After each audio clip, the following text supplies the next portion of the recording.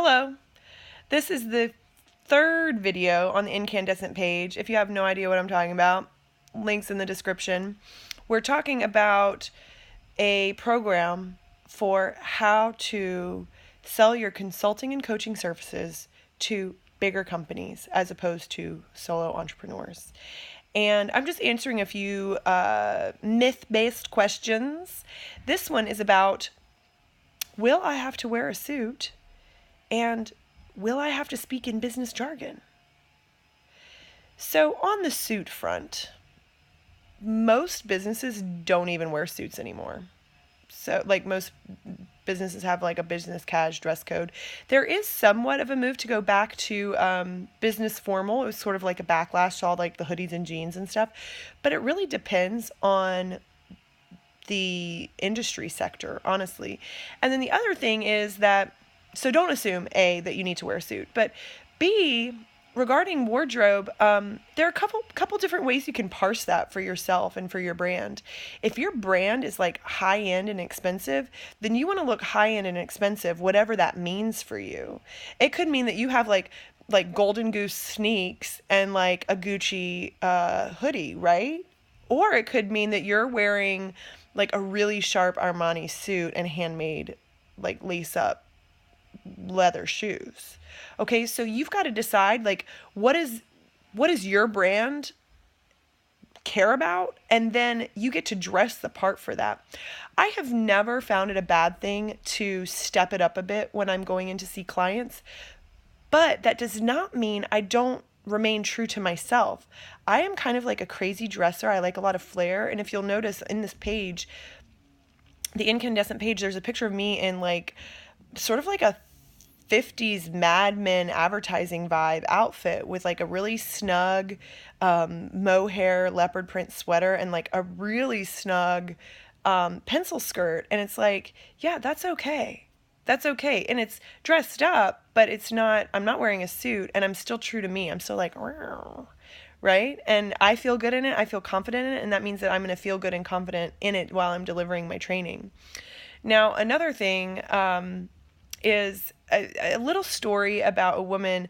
I was invited to attend a CEO roundtable for the state of Virginia, and they do this every quarter. It's a member organization. They're paying money to attend, and they had hired this interesting speaker, this woman who was talking about marketing. And she was middle-aged, and she wore these Blossom, the girl from the 80s or 90s, the show that had the hats. She was wearing a Blossom hat and all kinds of scarves and flowy garments and whatnot. I have no idea what she was wearing, but she was a little wackadoo. And these guys, because it's mostly guys who are CEOs, unfortunately, but these guys were eating it up. They didn't care that she wasn't wearing a power suit. That's not the point. They were eating up her content. They loved what she was talking about. So she was rocking it in her wacky Blossom hat and flowing robes of hippiedom, right? It worked. It worked for her brand. It was on brand for her. It worked for her kooky kind of approach. And it added to the experience as opposed to detracting from it. So I want you to think about your presentation, your physical presentation with regards to your brand and how you want to be perceived, and also what makes you feel good and confident. And if what makes you feel good and confident is some leggings and Birkenstocks, and that's how you show up your fullest self, then you do you. You do you. Now, on the second part, businessy jargon, look, this is just an education piece. It should not be a stumbling block for you. So if it's a stumbling block for you, that's a mindset shift you need to make and be oh, well, if I want to talk to these people, then I should understand some of the things they're going to say. And you should educate yourself. You should read what they're reading, whether it's the Wall Street Journal or Inc. magazine or Forbes or whatever. You know what they're reading. Find out what they're reading if you don't know. And then if there are some things that I can give you a crash course in, they're super basic, but Q1, Q2, Q3, Q4, the 4 quarters of the year. It's a great way to plan. Lots of people are going to talk about that. Solopreneurs don't talk that way. So Q1, Q2, Q3, Q4, the first 3 months of the year, second 3 months of the year, third 3 months of the year, fourth 3 months of the year. A lot of them will talk about budget or fiscal year. A lot of them don't do their annual budgets around a January through December year. They actually do them maybe like June to June or whatever. So you need to know what their fiscal year is. That means like, oh, my fiscal year ends in June. That means I have to be done and like I have to like have my budget for the next year approved by June 30, right? So that's what that means, fiscal year, budget, blah, blah. Another one is B2B, business to business. That means they don't sell to the consumer, they sell to other businesses. B2C, business to consumer.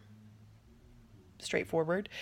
There's jargon for every industry. Like, again, if you're freaking out about jargon, then maybe it's not a good idea for you to think about going to a bigger business market with your products and services. Maybe you should stay with solo entrepreneurs because it's not a big deal to start learning new vocabulary. It's not a big deal to say, oh, how can I educate myself so I can really be positioned to help these people the best I can.